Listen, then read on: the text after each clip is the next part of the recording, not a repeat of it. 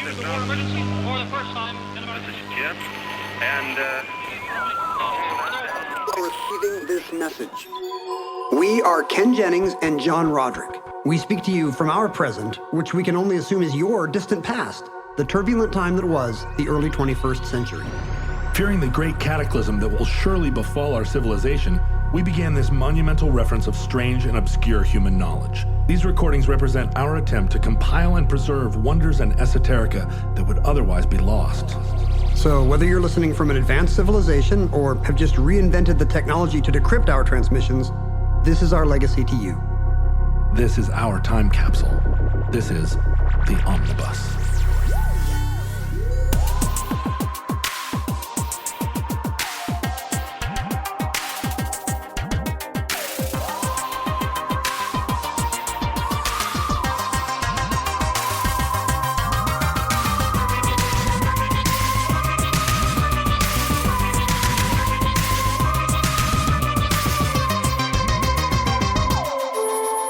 You have accessed entry 1348.IS2811, the Turboencabulator. The Turboencabulator has now reached a high level of development, and it's being successfully used in the operation of Nofertronians. Moreover, whenever a fluorescent score motion is required, it may also be employed in conjunction with a drawn reciprocation dingle arm to reduce sinusoidal repleneration. It's not cheap, but I'm sure the government will buy it. That's right, the Turboencabulator.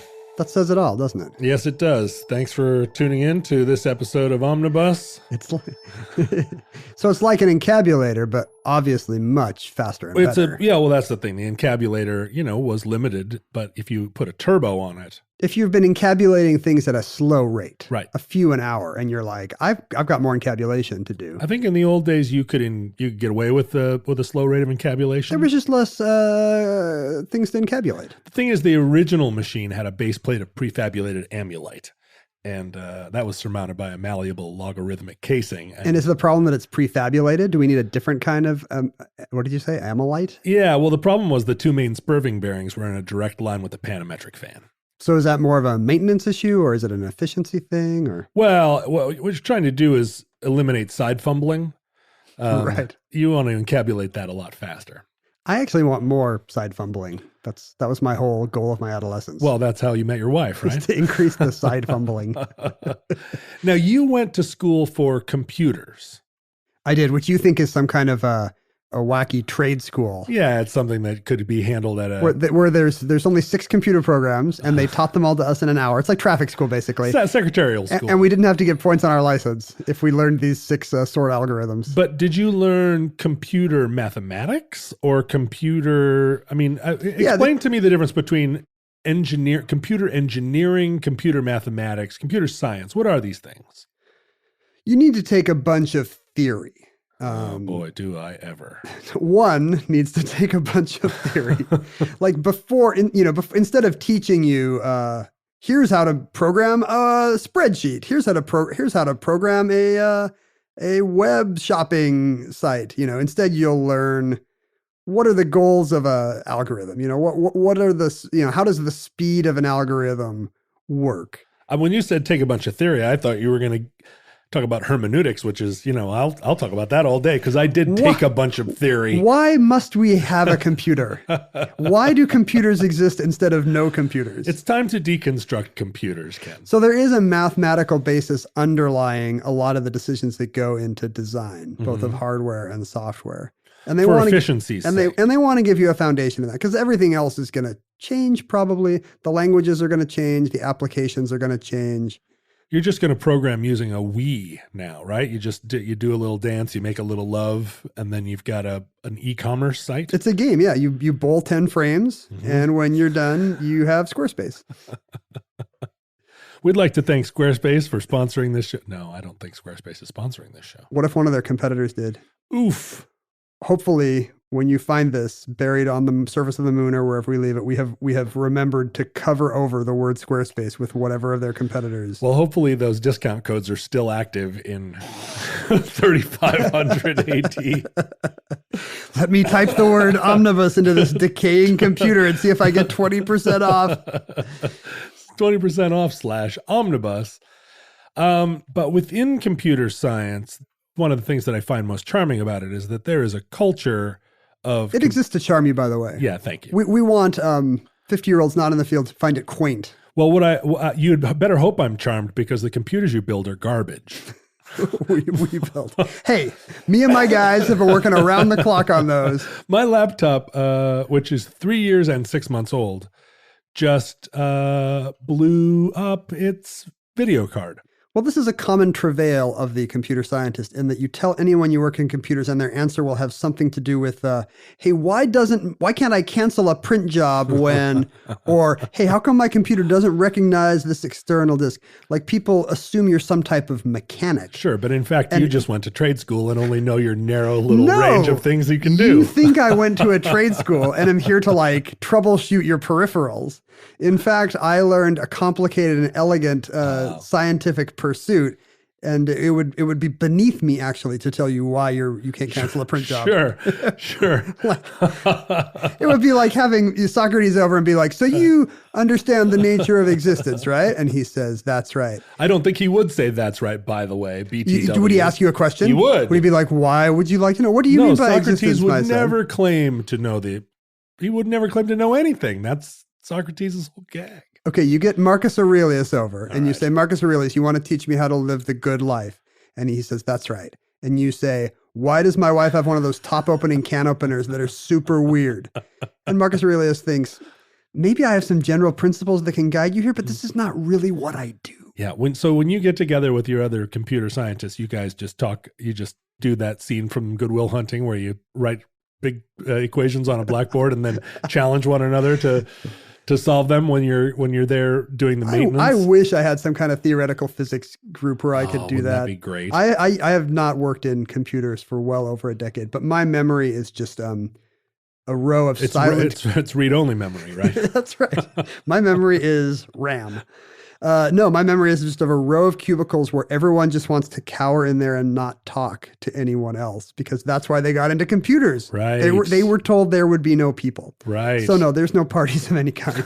The sales staff would just get annoyed with us because we didn't have a Halloween costume theme every year. Well, as I was just saying, whoa, my tongue got away from me there. You were like 33 RPM at the start of that sentence, but then you figured it out. 15 ips. One of the things that I find charming about computer scientists is in the absence of being able to participate in real authentic culture between living humans, you guys often come up, and I'm going to keep saying you guys because just me and the gang. Because I'm always looking for computer scientists to abuse, and I have one trapped here with headphones on. Just imagine like me and Wendell and Dev doing all these weird science type experiments and trying to make the computer do naked ladies. Weird science. That's what we do. You often engage in kind of inside jokes. Within tech, there's a lot of inside joking that happens because it's complicated work. Not everybody gets it.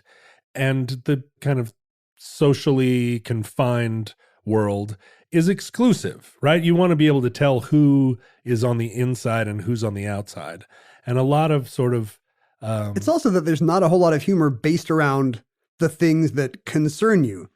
A lot of these computer people, it's what they love above all. They leave their day job and they go home and they code more kind of things on the side they're doing just for fun. Right. And if there's not a lot of jokes about, different search algorithms or different open source operating systems or different object-oriented programming languages, they're going to make their own.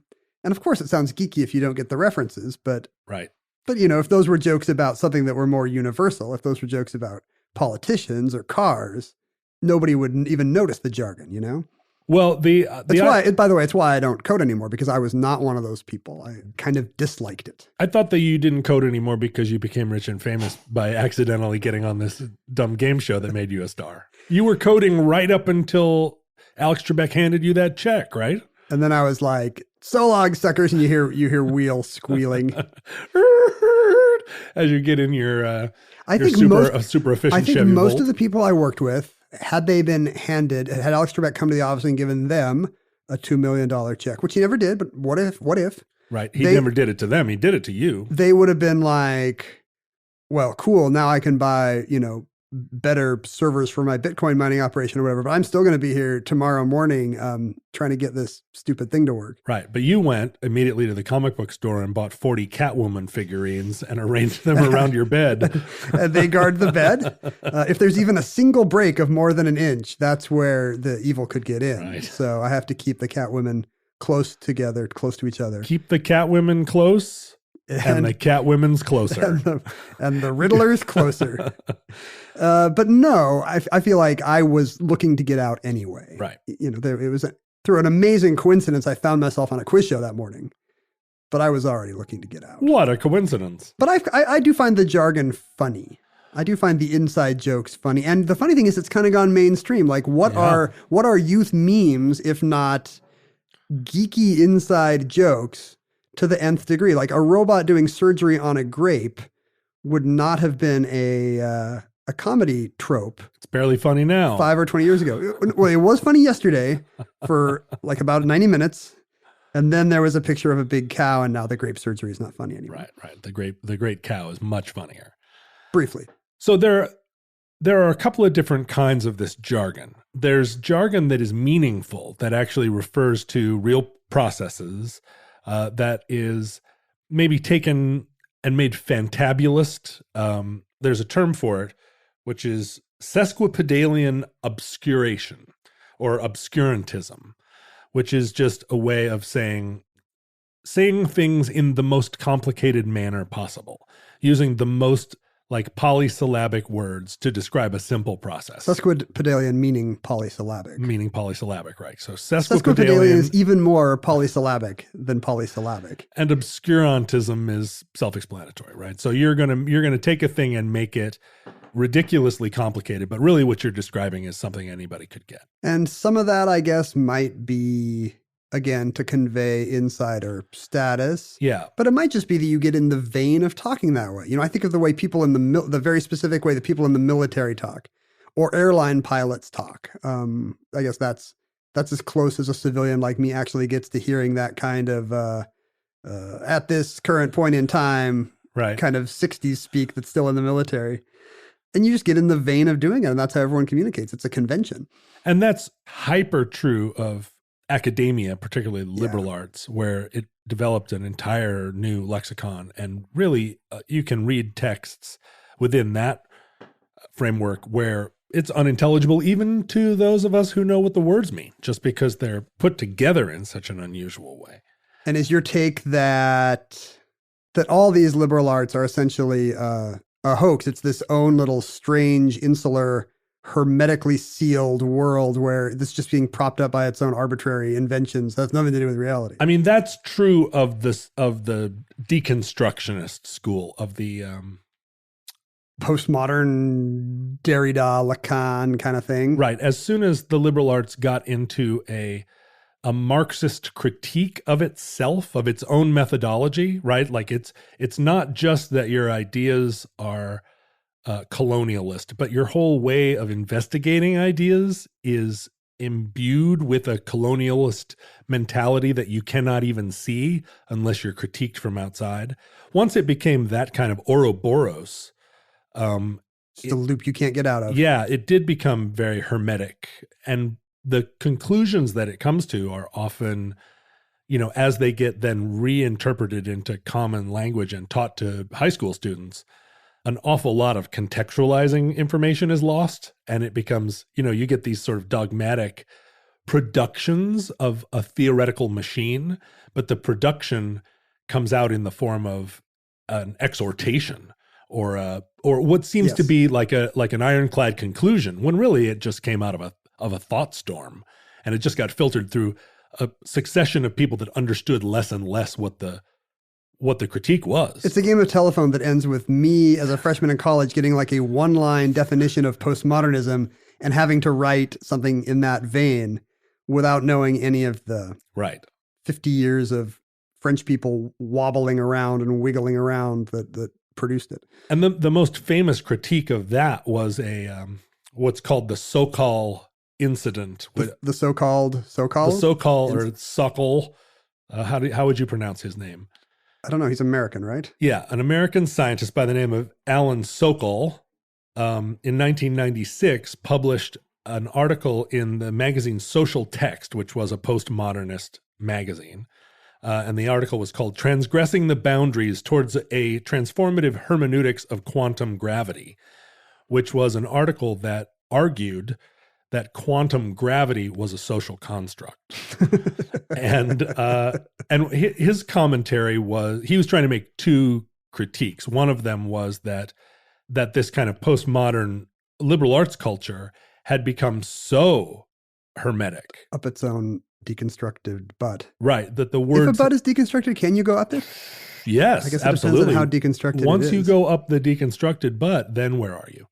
Right? Then you're cycling back around. You find its butts all the way It's not down. even a colon. If it's been deconstructed, it's a semicolon. It's a semicolon. Right. Oh my God. And this article was published in what was not a peer-reviewed journal, but a prominent journal within that milieu, published without comment. And published as a, to promote its ideas. It was accepted, let's call it that. So that's evidence that somebody editorially looked at it and thought... One hopes multiple people. Even though we don't understand this, it seems like the kind of thing we do. And so that might be true of their other papers as well. His critique was sort of two-pronged. One was, these words have lost all meaning. You can combine them in multiple ways. That sounds convincing, but what you're really looking for when you read them is that they arrive at a conclusion that panders to your political beliefs. So if you are arriving at a conclusion that quantum gravity is socially constructed, what the editors of this magazine were desiring was an affirmation of their critique of science as a colonialist enterprise, right? As the postmodernist communities ran out of internal questions to deconstruct, they started to turn their attentions on the sciences and to say that scientific conclusions were also tainted by the culture of science. And so, although his article made no sense at all, quantum gravity is not socially constructed. It's not a linguistic thing. But he came to those conclusions at the ends of his sentences. And so the authors or the publishers of Social Text were flattered by his conclusions, and so presumed that the evidence supported the conclusion that acquitted with their political stance. The critique is political too, though, right? Because it aligns with all these people who are suspicious of any body of higher learning, and what they want to demonstrate is that any of these arguments about race or sexuality or whatever the social argument that's being made here is actually gibberish, just like these papers. No, in fact, Sokal is a Harvard professor. He teaches mathematics and physics at Oxford.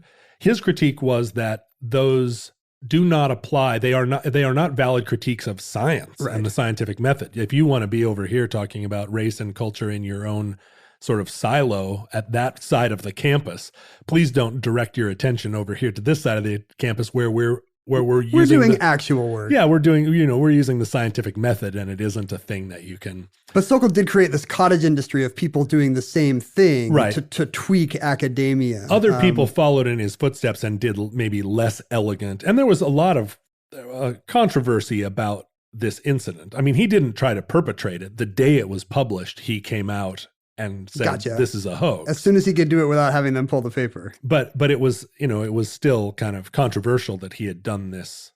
I remember one pretty recently, just a few years ago, where they actually did computer generate they had some algorithm produce papers out of the right vocabulary and got hundreds of articles placed in non-peer-reviewed journals. The more political one is one that happened in 2017, where a group of people tried to produce these hoax articles on what they called grievance studies, which kind of seems like an obvious attempt to poke fun at modern academic politics, because all the pieces that got accepted had buzzwordy filled names like human reactions to rape culture and queer performativity at urban dog parks in Portland, Oregon. This was computer generated? No, somebody wrote this. These are people with a political axe to grind. Right. An ethnography of breastaurant masculinity. themes of objectification, sexual conquest, male control, and masculine toughness in a sexually objectifying restaurant. The problem is I kind of would read that paper about themes of objectification and sexual conquest at Hooters. Like, that's very interesting to me. Sure it is. Like, I don't think there's anything wrong with this. And well, it's people tilting at windmills, but the windmills are tilting back at them. I mean, there's a political axe to grind on both sides of whatever this controversy would be. I guess I'm just a little annoyed at the implication that the only reason that like people talk about performativity or rape culture or whatever it is, to feel good about themselves. Because that is kind of the default position of the right, that all this stuff is just self-congratulatory and invented. Yeah, but I don't think you could say, I mean, it's maybe a leap to assume that these critiques are coming from the right. They seem often to me to be coming from within academia, from people that have just felt that this is true that nobody hates academia more than people who actually have to be there. That's right. The political right doesn't seem like they're able to activate this kind of irony. But it aligns neatly with a big side of the country now who does want us to be suspicious of education in all its forms. Well, and it's a very curious, again, snake eating its tail, which is that within the academy, there's tremendous suspicion of the academy. And I think a lot of the postmodernism, I mean, it's founded on trying to break apart what they consider to be the old academy. And now they have become the entrenched academy.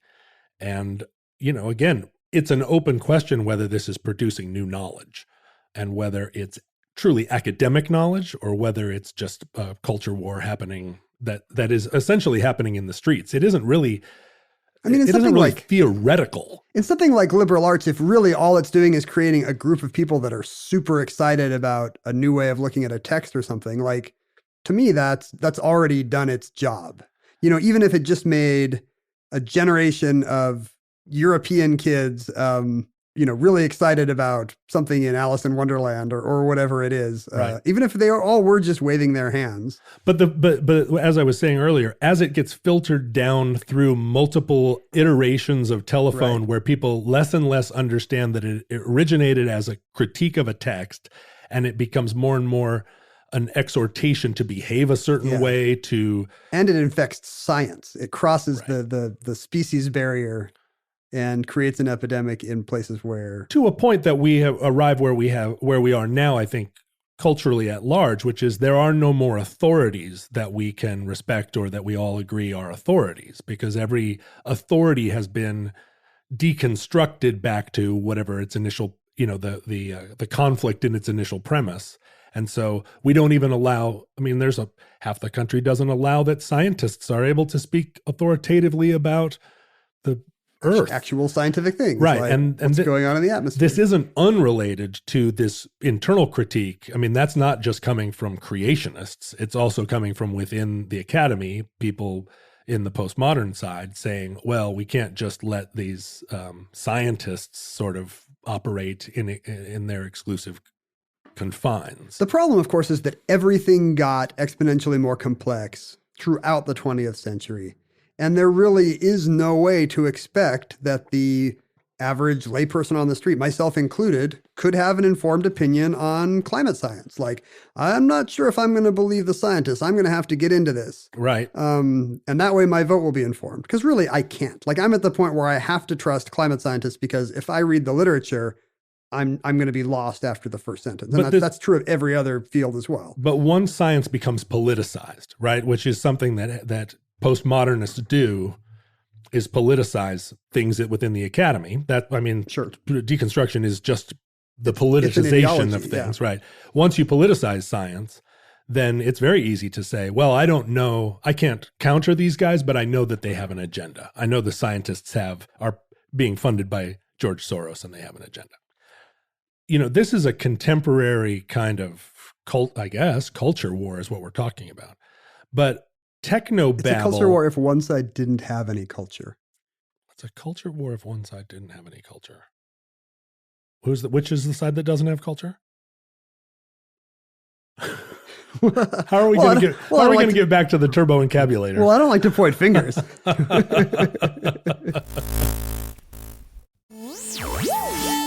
Well, you were talking about how this kind of distrust of jargon has seeped into science, and even the scientists themselves are amused by it.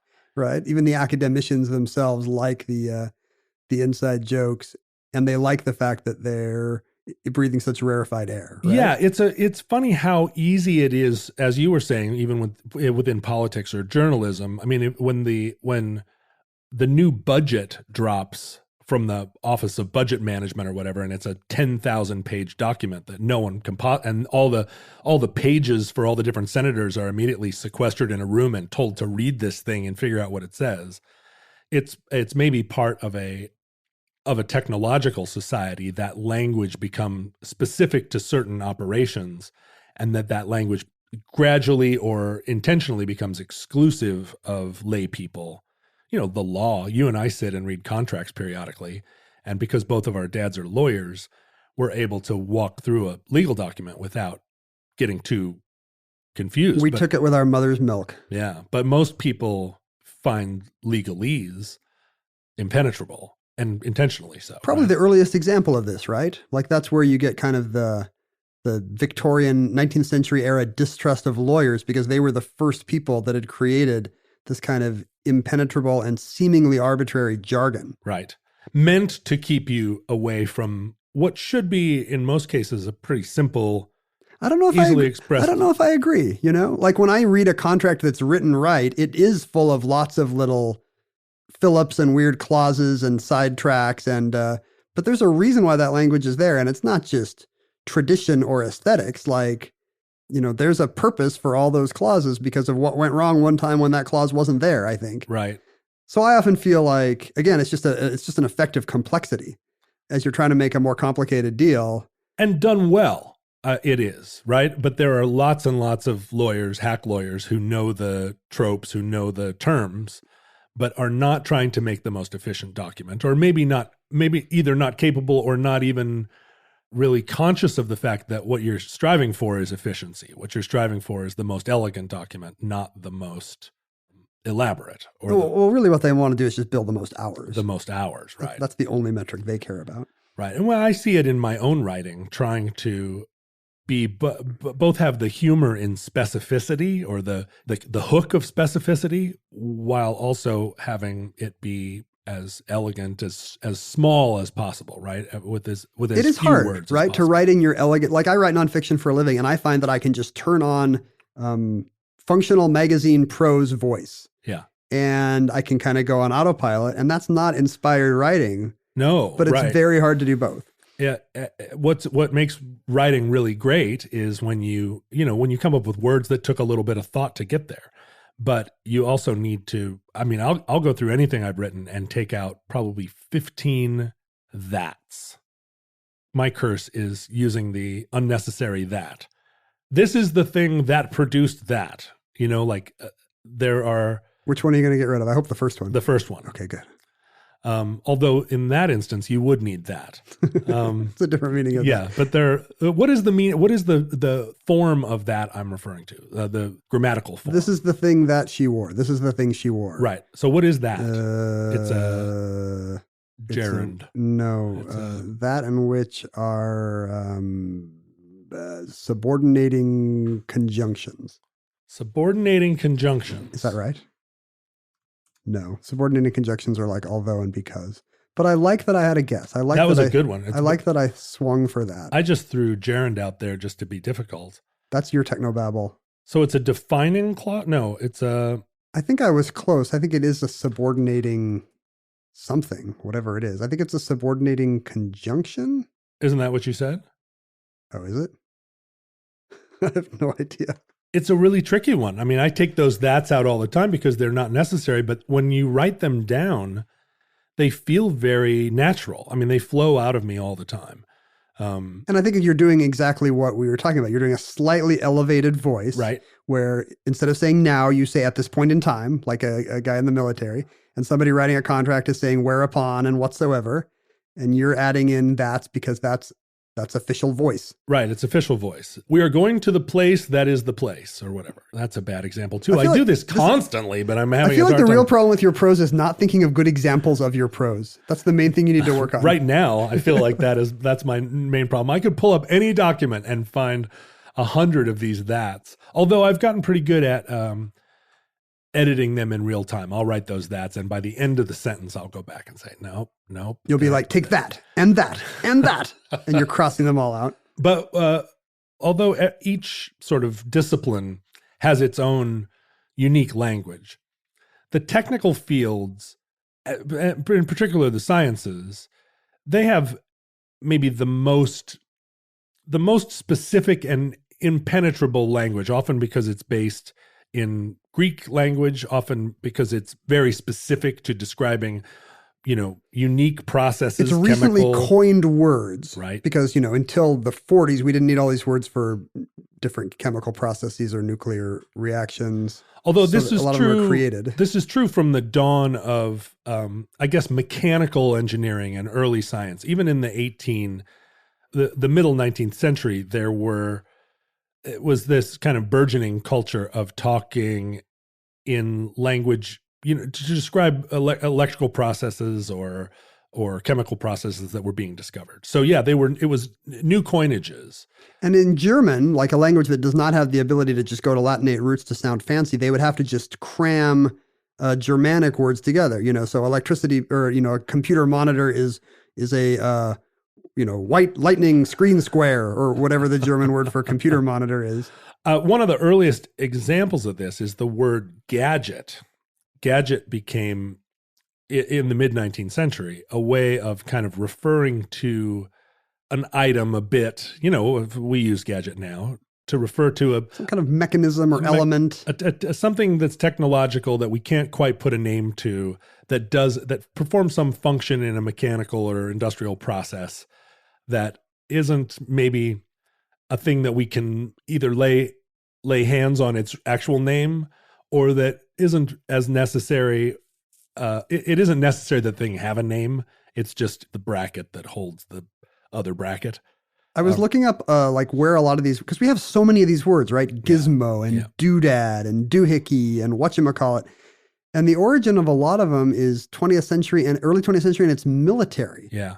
Because I think that was where you first had kind of raw lay people, maybe without much more than a high school education, suddenly face to face with these very elaborate industrial and scientific foobar inventions. Yeah, the doohickey's really foobar. And so they would invent words like doohickey and doodad, and then they all came home, and suddenly we had taught millions of people to use these kind of fill-in words for elaborate scientific processes. And in a lot of ways, they're more useful, right, than calling it a Turboencabulator.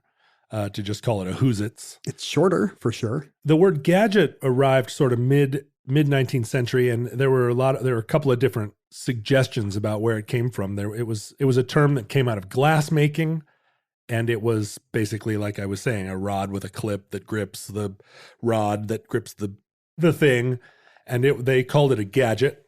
There's some suggestion that the people that built the Statue of Liberty, that company was called Gaget, Gaultier, and Clay. Really? So there could have been a Mr. Gadget, like L'Inspecteur Gadget. Right. The suggestion was that when they were building the Statue of Liberty, they made a small Statue of Liberty to show as their like proof of concept. The proof of concept. See? And they just called it Green Lady. They called it the Gadget for short, and it just became Gadget. That's maybe apocryphal. That does seem like it might be folk etymology, but I like it. A little easy. And then in 1931, the word widget arrived as a kind of portmanteau of gadget. Is it like gadget plus whatchamacallit? What's that gadget? It's a widget?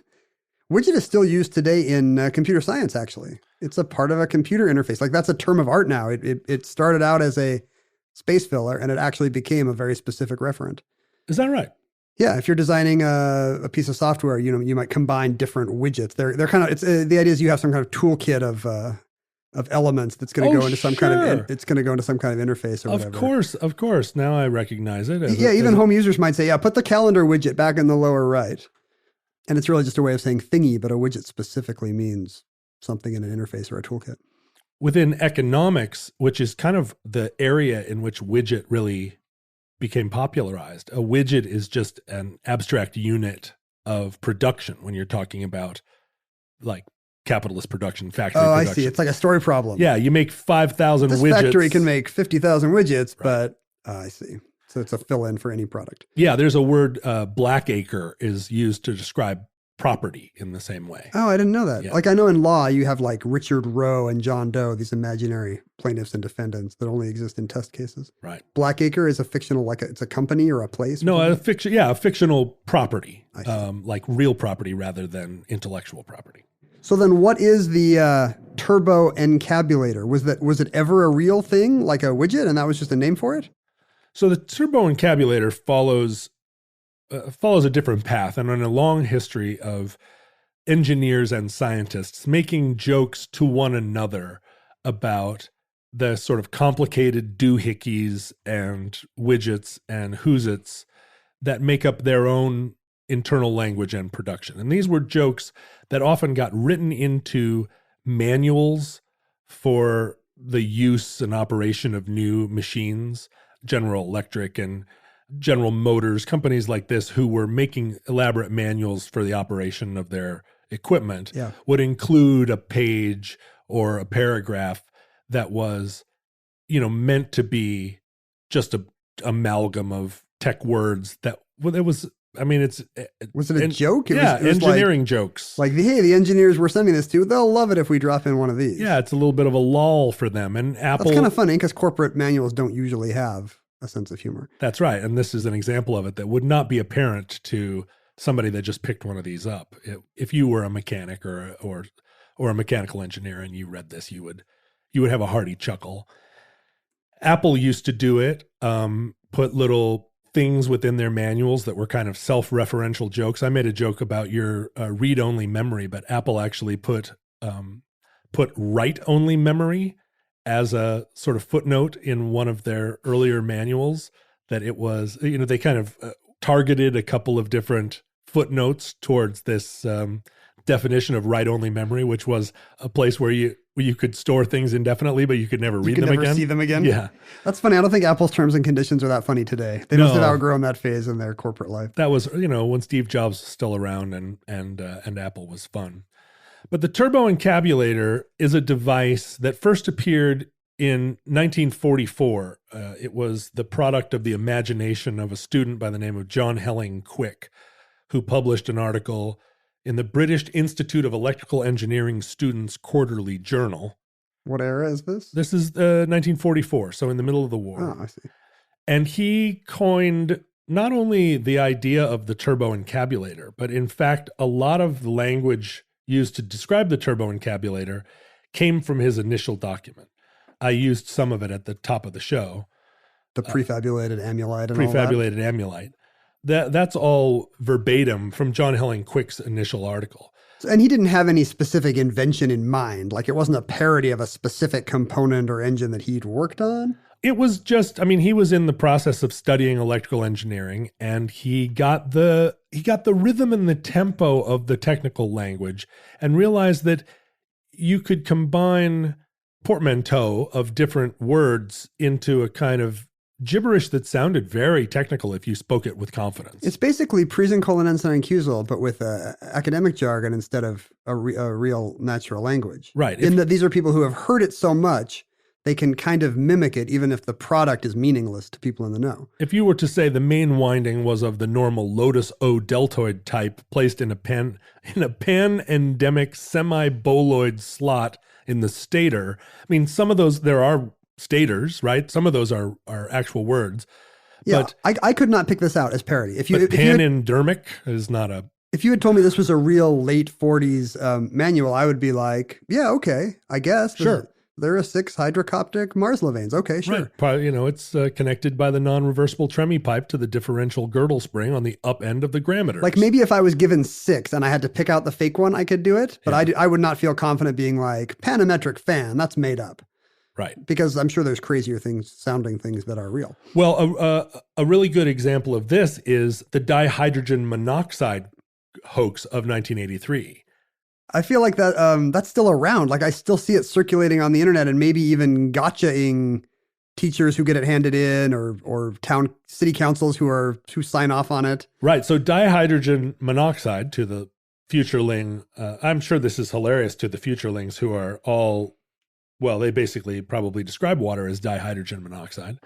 In the early 80s, Water, which is H2O, H2O. 2 hydrogen atoms and 1 oxygen atom, could also be described as hydrogen oxide. If you're going to use IUPAC chemical naming conventions, I'm sure it's not water. I'm sure it's, dihydrogen monoxide. And this article was published saying that it was a major component of acid rain. It contributed to the greenhouse effect. It could cause severe burns.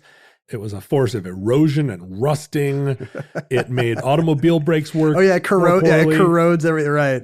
And, it's water, but it created... And scare stuff like, this is used in nuclear power plants, right. And it's often, I think even now, as you're saying, used to hoax people, like petitions go around, like, we need to ban this, to weed out the dupes and to make people, I guess, feel dumb and ridiculous. It does. I guess I still get annoyed by it on an ideological level, because what you're parodying is actual scares about real harmful chemicals. And you're being like, ha ha ha, look, I can make a fake one that sounds just like that. And the implication might be, why are we banning DDT? Look at how I can make even water seem scary. Like, I don't know if that's a very noble goal. Well, although I think that you could make a valid criticism that a lot of the like scare stuff that comes out of pop science is really a version of clickbait. That's true. Every year there's a new thing that we absolutely should not be eating, or a new thing that's killing our babies. It's just like you got to have a new way of baking the turkey every year. Right. There's got to be a new thing that causes cancer. There's got to be a new way to put your baby to bed that lowers health risks. And to not be, the over credulity of sort of the lay person who professes an interest in science and health, but hasn't really ever questioned whether or not just because something is published in a magazine, it's not necessarily true. And I think anybody who has been through a process of actually testing a medicine or a food, or, going through the rigorous process of having a control group, having a big enough sample size to make the research meaningful, it's extremely expensive to do. It's time consuming, and often your results are inconclusive. And so when you read a magazine article that says, now we know that if you brush your hair the wrong way, it causes cancer, from a scientific person's perspective, you're like, you could not possibly have concluded that from any amount of actual science, right? You're drawing a conclusion from a tiny sample size. It's a game of telephone where, one finding gets turned into something else, and then the reporter misreports the most attention grabby sentence of it, and over claims something, and then the editor adds an even worse headline, and you get headlines saying like, the universe shouldn't exist. Our new finding about antimatter says the universe shouldn't exist. And of course, the scientists who wrote the thing are shocked by this and incredibly offended that their work would be used to harvest clicks. But and all of the science about there not being any global warming, or all the science in the 80s and 90s that was funded by R.J. Reynolds that said, how smoking is crisp and smooth. Yeah, smoking is smoking 18% more crisp and smooth. Smooth. But the Turboencabulator kind of took on a life of its own within the electrical engineering and mechanical engineering communities. Does it stay an in-joke, or does it find an audience? So it stayed an in-joke for a long time. I've never heard of it, by the way, until this day. It was an article was published in Time magazine in the 50s about the Turboencabulator.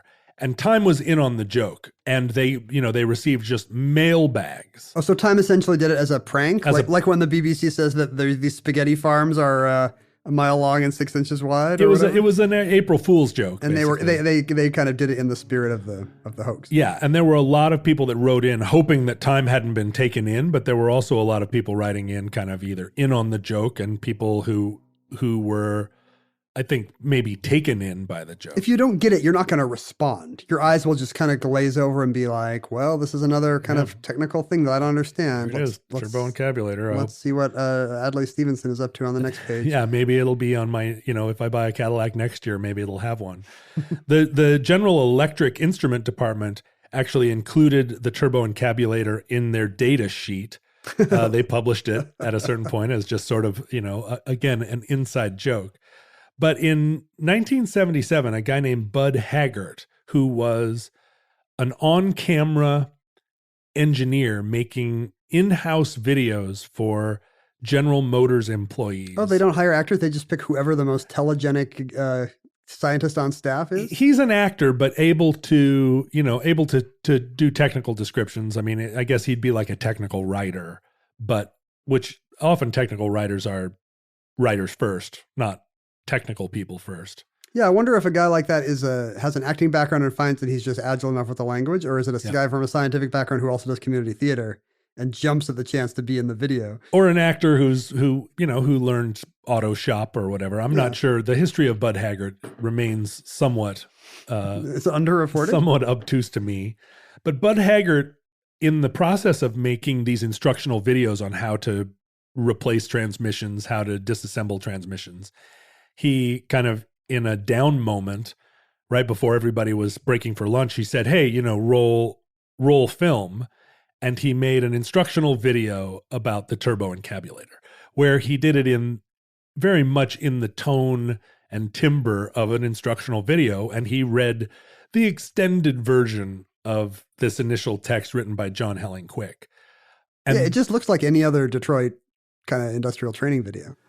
Such an instrument is the Turboencabulator.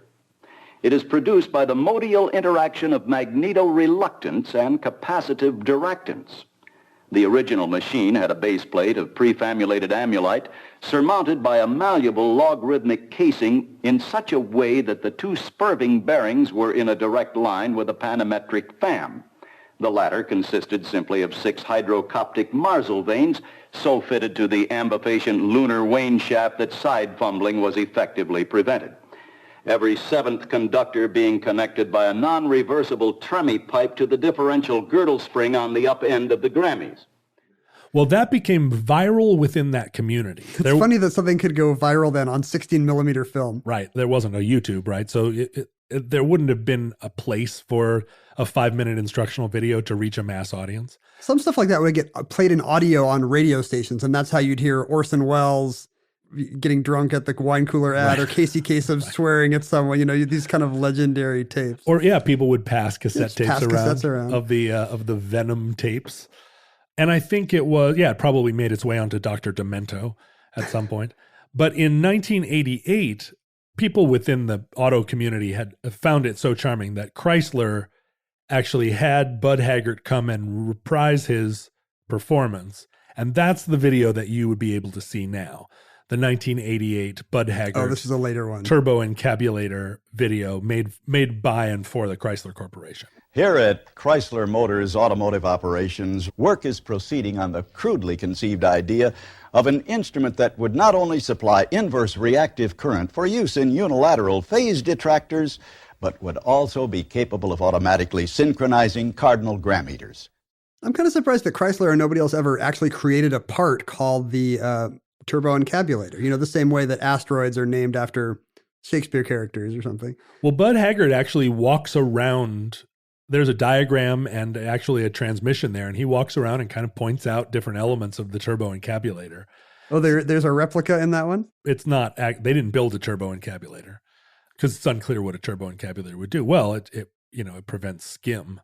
It's true that if you just renamed the rear windshield defroster on a Chevy Malibu, if you renamed that the Turboencabulator, it would not have the spurving bearings and the panometric fan and the manual logarithmic casing. And you kind of want it to be a black box, which just sits there and has all those things inside of it, but all it does is turn on a red light. If that. In fact, as late as 2013, Hank Green, famous YouTuber and I do not accept the words famous and YouTuber. Famous YouTuber, Vine star Hank Green, put out a video where he described the retro proto Turboencabulator. So it remains a kind of... Is that like a steampunk version? Yeah. It remains a sort of insider, like nerd joke. But it has a lot of analogs within the sci-fi community, which, science fiction and actual tech people used to kind of be... Yeah, the Venn diagram is a circle, right? Yeah, now it is, but it used to be they were much more exclusive of one another. I mean, really? If you were an actual tech person, you'd sneer at the pulp? Well, science fiction, was like comic book kid stuff, and tech people were serious scientists. And now all the people that are in tech and science now all came up in a post-science fiction universe. And actually, Isaac Asimov was a biochemist. He studied biochemistry before he started writing science fiction or contemporaneously with it. And he was doing some biochemistry at one point in a laboratory, and he realized that he was working with a material that crystallized the second it touched water. And he just sort of theorized, well, if it worked any faster, it would crystallize before it touched water. It would just crystallize, as it got proximate to water. And he invented a new material called thiotimeline, which then he wrote several science fiction articles about this thiotimeline. He wasn't passing these off as journal articles. No, they were. It was an element in his fiction. And that, that is true throughout science fiction, right? I mean, there's a term called technobabble, which is a term to explain all the different science that allows the Star Trek universe to work. I've been watching some Star Trek with my son, and I find that I have very little patience for the technobabble. Is that what you're calling it? Just because as a storytelling tool, it's essentially Deus ex machina. Something goes wrong and the Enterprise is in danger. And the idea is that we, the audience, are very invested in what's going to happen to all our favorites. And then suddenly, Data or Geordi or somebody will realize, wait. If we run the plasma conduits of the warp core through the main deflector dish, then we can create and I kind of feel like I've been shortchanged. Right. Like, wait a second, that could have been anything. I don't want it to be a fair play Agatha Christie mystery where I could have rescued the Enterprise with my own solution. Yeah. But I do want to feel like something in the plot led me to the point of understanding how they got out of the situation. If there's going to be stakes, then the solution can't be arbitrary, right? Well, and in particular, then most of the time they just go to the computer and touch it 15 times. Right. Because they're using the same props to do all these solutions. But you would think if it were that simple, the computer would have just run the simulation and have fixed it without it ever causing a problem. It's not just science fiction either. I mean, even fantasy has this kind of... even fantasy. It's not just science fiction. Even the lofty... even fantasy does Well, today when it's mainstream, you go to a Doctor Strange movie or a Guardians of the Galaxy movie, and again, the movie will wrap up the same way. Yeah. Like Doctor Strange will be like, I know, what if I use the Eye of Agamotto to chain the Dread Dormammu? And again, could be anything, maybe not dramatically satisfying. Doctor Who does it. I mean, obviously, one of the more famous ones is the flux capacitor. Oh, sure. Which allows us to believe that you could take a DeLorean back to 1955, and then with the mere application of 1.21 gigawatts. He says gigawatts. 1.21 gigawatts back into the flux capacitor, and you can just right back home. And the funny thing is, you give the illusion of explaining time travel, but really all you've done is kicked it up a notch. You've been like, yes, of course we have time travel because I have this triangular shaped thing with flashing lights. And the audience is supposed to go, oh, hey, they just explained time travel. And a lot of these, there are now multiple words to describe some of these, like literary devices, like unobtainium becomes some material that is, impossible for us to acquire, but is necessary for a thing to... And didn't that actually become the name of the substance in Avatar? Is that what they call the stuff in Avatar that they're mining? Yeah. And I think you're right. That started out as just a kind of an inside joke sci-fi word for a fake prized non-real metal. You see it a lot in like vintage car restorers where somebody will be working on a 1942 Hudson or something and they're missing one piece of trim that goes around the left headlight. And they describe it as unobtainium because where are you going to get it? Like, where are you going to find this? You would have to go to every flea market in the country and know just what you were looking for. But there's an even better word, an even better term, which is handwavium, which is just That's exactly my objection. Yeah, do not look over here. It is going to, it's explained. We're all supposed to just sit and nod when Data explains how they're going to change the magnetic pulse array of the warp coils. Right. And really, he's just waving his hands. Yeah, handwavium. But there is a actual critique to be made, right? Of the kind of scientific mumbo jumbo seeming stuff. Because all this comes out of a time in the mid 20th century where we were confident that by putting scientists and other elites in positions of power, that everything would work out for the best. And so you kind of have the David Halberstam argument about how Kennedy put the best and the brightest in charge of his administrations. It turns out these whiz kids were not up to the task of what policy should be North Vietnam, and all the stuff that looked great on paper actually turned out to be a kind of a what do you say, a turboencabulator Right. that led to a bloody quagmire of a war. Well, I think the popularization of pseudoscience has definitely shaded over into causing us to question where that line is and question actual science. I mean, there are a lot of people that would describe themselves as scientific minded who live in a world where they're fairly confident that time travel, faster than light travel are going to be possible. I mean, faster than light travel is often explained as being possible through wormholes. But, the theory of relativity kind of is pretty definitive on like faster than light travel.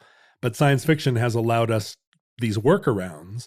I think we assumed that a tractor beam could be real. That you could just send out a beam and it would suck stuff toward you. And of course, that's just a plot contrivance. Yeah. It's a cheap way for a sci-fi TV show to... we can't escape!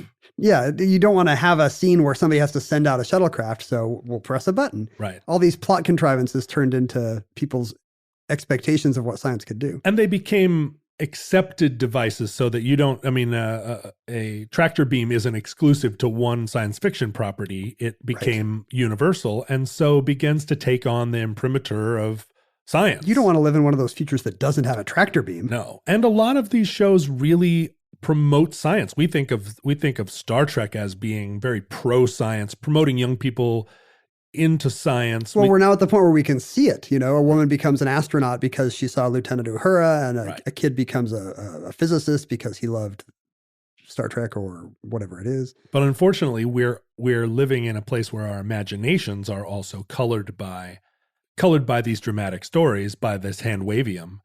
And it absolutely, I think, affects us at a mainstream culture level where we throw shade on science, throw shade on the limitations of actual science in the material world. Because why? We were promised jetpacks. So you don't like it when I sneer at the best and the brightest. You think they were actually doing good. No, I think the thing about the best and the brightest is that maybe they were out of their field.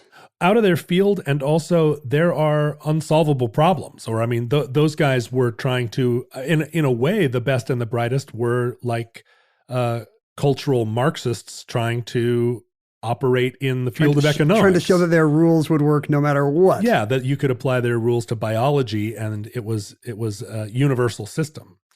So, the best and the brightest examples like that are where I always go when somebody starts talking about conspiracy, because you point to these things and you go, if these people really were controlling the world, they would have done a better job.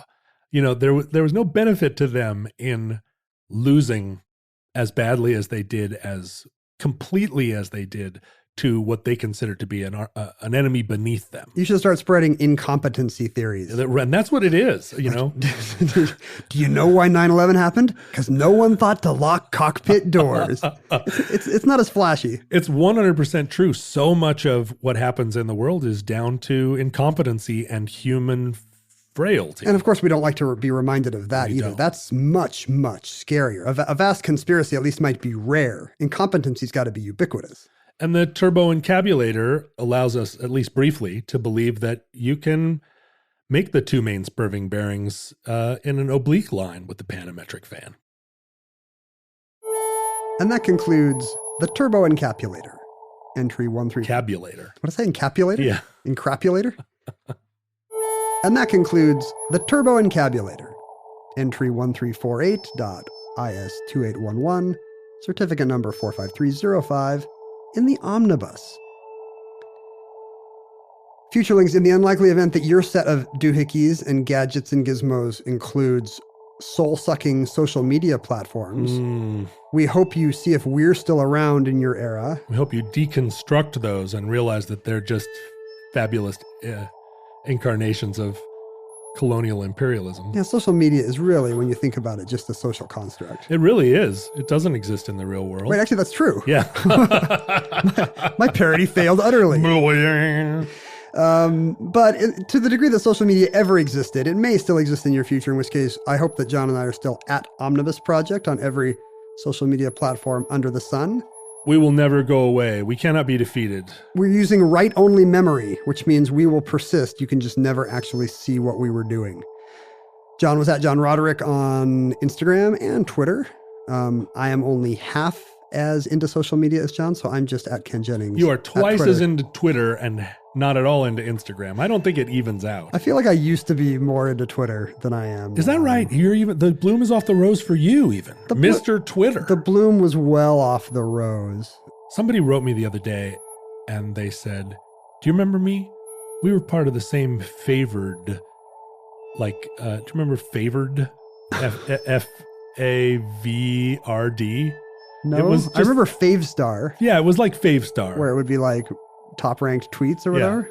Yeah. She was like, we were members of the same, basically, like Favestar clan. By which she meant, like, there were, back when you had 2,500 followers, because that's all anybody had, you know, your 50 top tweeters were part of your little gang. You were in the A-list there. And she was like, oh man, those were the days. I just wanted to write you and say hi. Did you in fact remember her from your social media but days? Of course none of us ever met, right? I didn't even know where she lived. She was just like, nobody meets anybody. Somebody's avatar, some avatar from 2011. Nobody's ever met. That's why I like putting together the Anos. These are people who will never meet us. And that's just like all my other relationships. Right. Like I feel as close to you right now, listeners, as I do to anyone in my own time. One of the wonderful things about our Facebook group is that anytime we mention anywhere, even the most remote place, well, that tri-state tornado episode, there were people that showed up on the Facebook page and were like, I live 4 miles from there. I'll post some photos. Yeah, it's incredible how people are driving the longer way to work to take pictures for us. Yeah, where they're like, hey, I know a place where Ed Gein buried all those bodies. Signed, Ed Gein. John is referring to the Futurelings Facebook group where enthusiasts of the Omnibus Project and its various aims and findings can congregate. We have an email address should you wish to send us personal invective of any kind that you don't want others to see, probably because it puts you in a bad light. You can send those to us at omnibusproject. No, don't send that. I don't want to read your personal invective. Please send John your personal invective. No, so lame. Somebody just sent you in an email. Have you seen this? They sent art from a synesthetic person who produces canvases that look like how songs sound to her, I believe. Oh, I like that. And one of the canvases is of a Long Winter song. Are you aware of this? I didn't know this. Well, you're going to have to take a look at your work for the first time. I've always admired synesthesia I've always kind of aspired to it. I felt like it's a goal. If somebody like threw a horseshoe at me in the right way, that I would suddenly be able to hear colors. And why do you want to be a synesthete? Oh, I just feel like that's just it's an extra sense that the rest of us don't have. I don't like being limited by, those people that have sort of severe autism but are able to take 1 5-minute look at a cityscape and then more or less render it accurately in pencil. Sure. I just feel like I'm not one of those. We only use 5% of our brain, but I definitely feel like that kind of connection to the brain's abilities. Those people clearly have some kind of physiological fibrous connections in their brains that you and I do not have. Yeah. To be able to have the superpowers. I feel like I could simulate synesthesia. Like if you're not a synesthete, you could really just simulate it with a reasonably good memory. Like if you can be consistent, everyone will believe that you have synesthesia. Oh, sure. Like, there it is, if you're just the like, green note. Friday's blue, as long as you don't forget, and next week you're like, Friday's magenta, they'll be like, you said Friday was blue. So if you could just remember, you're fine. I know I'm not a super taster, but I am, I think, on the tasting spectrum. I want to do super tasters on the show for Omnibus. We should do that at some point. Yeah, we should. What did I do? I did the email address, but we have a physical address as well. So if you want to like write invective in beautiful calligraphy, I will accept that. Yeah, John will frame that. If you take the time to write in calligraphy how much you hate me or this show, I will absolutely put it in. Yeah, it's true. The thing I don't like about hate mail is that it's tossed off. Yeah. It really is just written in a burst of anger, and it's always punctuated badly. The thoughts aren't well developed. Every once in a while, a person will come up to me in public and stand briefly toe-to-toe with me and try to read me the riot act about something. And I don't want them to be nice. I don't want to get like passive-aggressive the worst hate mail that's kind of couched in, although I respect your, Yeah, I really want you to just be very mean. I got one of those from a kid the other day where it was like, I really admire your show, but as a 22-year-old biology major, I'd like to correct your usage of the following 3 words. I was like, kid, take it on the lamb.